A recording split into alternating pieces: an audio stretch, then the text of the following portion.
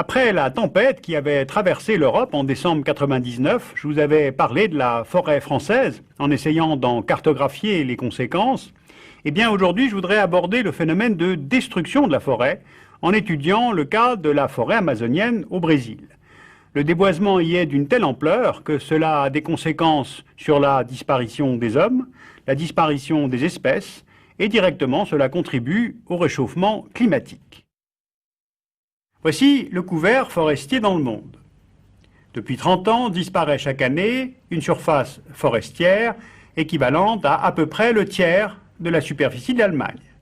Les causes de cette déforestation, ce sont les activités humaines, c'est-à-dire le développement économique et l'urbanisation, et ce sont surtout les forêts tropicales humides qui sont les plus touchées, c'est-à-dire celles qui sont situées de part et d'autre de l'équateur, en Amazonie, en Afrique centrale, en Asie du Sud-Est. Alors comme conséquence, cela entraîne la disparition des espèces, c'est-à-dire une nette réduction de la biodiversité, des modifications du climat, c'est-à-dire augmentation des précipitations entraînant des crues des fleuves et l'érosion des sols, et puis enfin, c'est une contribution nette au réchauffement du climat mondial. Regardons de plus près la forêt amazonienne, c'est la plus grande forêt au monde. Elle s'étend sur près de 7 millions de kilomètres carrés, elle est partagée entre 8 pays, le Brésil, la Bolivie, le Pérou, l'Équateur, la Colombie, le Venezuela, le Guyana, le Suriname, la Guyane, qui est un territoire français. Elle est traversée par le fleuve Amazone, c'est le plus long, le plus puissant des fleuves au monde, il est long de près de 7000 km, soit 7 fois la longueur du Rhin. Et avec ses quelques 1000 affluents, le fleuve est ainsi le principal axe pour pénétrer cette forêt immense. C'est sur le territoire brésilien que s'étend la plus grande partie de la forêt amazonienne. Alors rapprochons-nous pour comprendre l'enjeu qu'elle représente pour le Brésil. Là, elle couvre plus de 40% de la superficie totale du Brésil. Elle constitue un véritable conservatoire de la biodiversité de la Terre. Elle recèlerait environ 2,5 millions d'espèces vivantes différentes et quelques 200 espèces d'arbres. En moyenne, sachez qu'il y a à peu près 6 espèces d'arbres différentes dans les forêts européennes. Si maintenant on regarde ce graphique, on voit qu'il porte sur la période 1989-1999 et on peut constater que les déboisements ont provoqué en moyenne la destruction de 15 000 km² de forêt par an. En 1995, près de 30 000 km² ont été déboisés en une année. 15 000 km² de forêt détruite chaque année, c'est l'équivalent de la forêt landaise, la plus grande d'Europe. Bien, mais pourquoi ce déboisement est à une telle échelle? Rapprochons-nous à nouveau de la forêt amazonienne. La première cause, somme toute, est culturelle. L'Amazonie a toujours été considérée comme une forêt-continent aux ressources inépuisables. En Europe, la forêt est à la fois gérée, exploitée, préservée.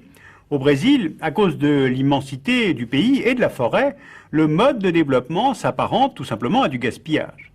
Ensuite, depuis la deuxième moitié du XIXe siècle, on y exploite le caoutchouc. Pour l'obtenir, il faut saigner l'hévéa, qui est un arbre très répandu dans les forêts amazoniennes. On y exploite aussi le bois, or cette industrie est destructrice, car pour une essence d'arbre correspondant à la demande du marché, elle abat en moyenne 7 arbres, souvent d'ailleurs sans respecter la législation brésilienne qui oblige les exploitants à replanter les arbres coupés.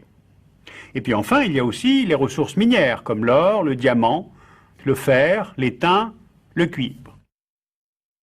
La deuxième cause de déforestation est liée au phénomène du front pionnier, c'est-à-dire l'extension des Brésiliens à l'intérieur de leur propre pays. Les gouvernements brésiliens vont régulièrement favoriser le développement économique de l'Amazonie et son intégration au reste du pays. Or, cette politique d'aménagement de l'Amazonie passe avant tout par les routes. Elles sont le moteur du front pionnier. Et la percée de la transamazonienne, c'est-à-dire de la côte atlantique à la frontière avec le Pérou, a ouvert l'Amazonie à la colonisation des terres. On se souvient peut-être qu'à partir des années 70, l'idée pour les dirigeants brésiliens était d'utiliser cet espace libre pour résoudre la question agraire, c'est-à-dire aller chercher dans le nord-est surpeuplé la main-d'œuvre pauvre pour l'importer en Amazonie. Ainsi, des zones de forêt ont été dégagées pour laisser place à des zones de pâturage, à des zones agricoles, contrôlées soit par des colons, des petits exploitants, soit par de grands propriétaires terriens attirés par les incitations fiscales de l'État brésilien. Or, comme les paysans pratiquent la culture sur brûlis pour accroître la fertilité de la terre, ils provoquent régulièrement des feux de forêt et aggravent ainsi l'ampleur de la déforestation et contribuent, peut-être sans le savoir, au réchauffement climatique. Et puis la troisième cause, c'est l'urbanisation. Une photo satellite de l'Amazonie, vue de nuit, montre, grâce à ces points lumineux que vous voyez là, qui sont amplifiés pour faciliter la lecture, l'urbanisation en cours en Amazonie. Hormis les grandes villes de Belém et Manaus, on voit que la population se concentre surtout sur la rive gauche du fleuve Amazone et avant tout dans les villes. En fait, cette carte indique bien que c'est l'urbanisation qui forme le front avancé du déboisement.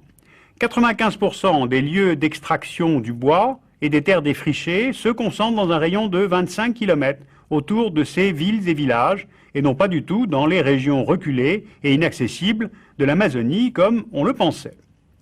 Au total, la population en Amazonie est passée de 5 millions à 20 millions de personnes entre 1960 et aujourd'hui.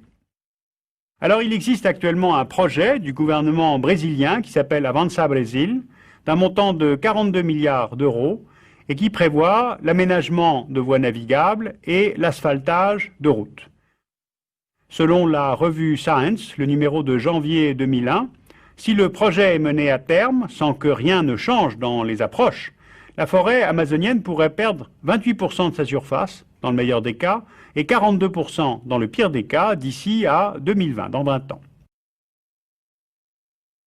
En résumé, construction de routes, exploitation des richesses, colonisation de peuplement, culture sur brûlis, urbanisation, ce sont là les principales causes de la destruction de la forêt amazonienne, car il s'agit d'assurer le développement économique du Brésil et l'aménagement du territoire.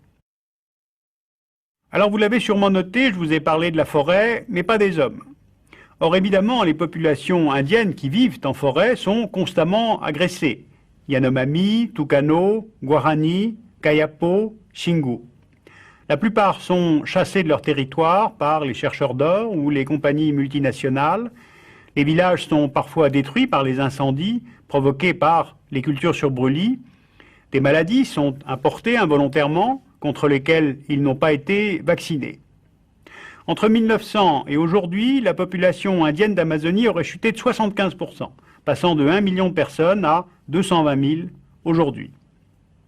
La contradiction pour le Brésil, c'est cela. Le développement économique est-il compatible avec la préservation de la forêt amazonienne? Bon, le discours sur l'Amazonie a un peu changé au Brésil. Les politiques publiques, les entrepreneurs prennent conscience du besoin de développement durable pour l'Amazonie, là aussi. Mais au jour d'aujourd'hui, la déforestation se poursuit, entraîne de gigantesques incendies de forêt, provoquant là aussi des émissions de gaz à effet de serre, le CO2, qui contribuent, toute proportion gardée, au réchauffement de l'atmosphère. Et puis, dernière chose à noter, l'écosystème amazonien est très riche, encore relativement méconnu, donc son exploration scientifique est loin d'être complète.